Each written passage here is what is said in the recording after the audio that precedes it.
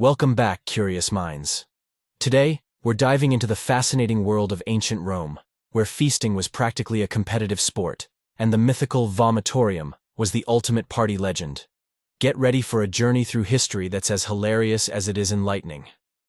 Picture ancient Rome, a bustling metropolis where grandeur and opulence were the norms. The Romans were known for their incredible architecture, influential politics, and of course, their love for a good feast. But with every legendary feast comes a legendary myth. Enter the Vomitorium, a term that has confused and intrigued many over the years.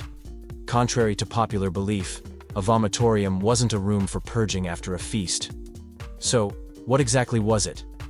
The term vomitorium has sparked quite the imagination over the years, conjuring images of Romans indulging in feasts so grand they needed a special room to, shall we say, make space for seconds. But the truth is a bit less stomach-churning and far more architectural. It actually refers to the passageways in Roman theaters and amphitheaters. The word vomitorium comes from the Latin vomere, meaning to spew forth, or vomit. These passageways were designed to allow large crowds to enter and exit the venue quickly, much like how a crowd spews out of a stadium today. The Romans were masters of engineering and design.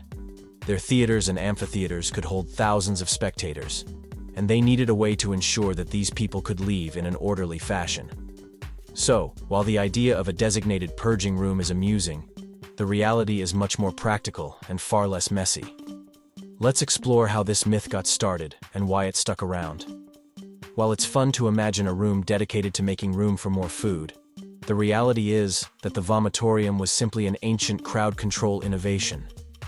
The notion of a purging chamber likely gained traction in the 19th century, during a time when people romanticized the extravagance of ancient cultures.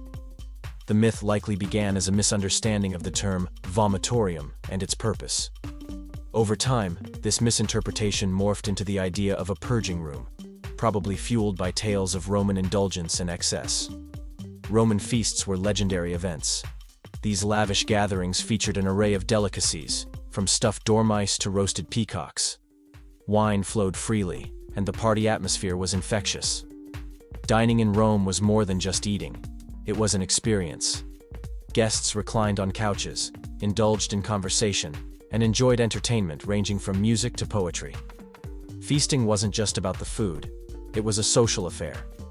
These banquets provided a platform for networking, discussing politics, and showcasing wealth and status.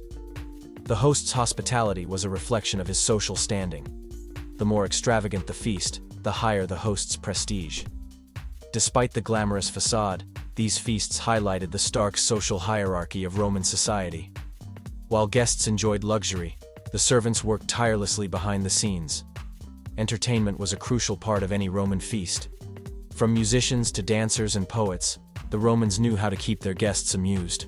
In some cases, the entertainment included gladiatorial contests, demonstrating Rome's love for spectacle and competition.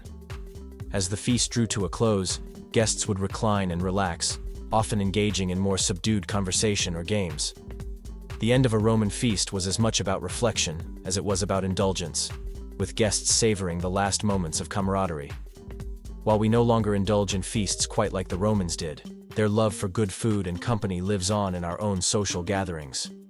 In the end, the vomitorium myth serves as a reminder of how easily historical facts can be twisted into legends. While the Romans certainly knew how to throw a party, their vomitoria were all about practicality, not purging. So the next time you host a dinner party, channel your inner Roman and create an experience that's memorable and fun. Minus the mythical purging room, of course. And there you have it, curious minds, the true story behind the legendary vomitorium and the vibrant feasting culture of ancient Rome. We've debunked myths, explored the grandeur of Roman engineering, and had a good laugh at how history sometimes gets lost in translation. Thanks for joining us on this journey through time. If you enjoyed this video, don't forget to hit that like button, share it with fellow history buffs, and subscribe for more fascinating explorations of the past. Have a fun fact or a myth you'd like us to unravel? Drop it in the comments below.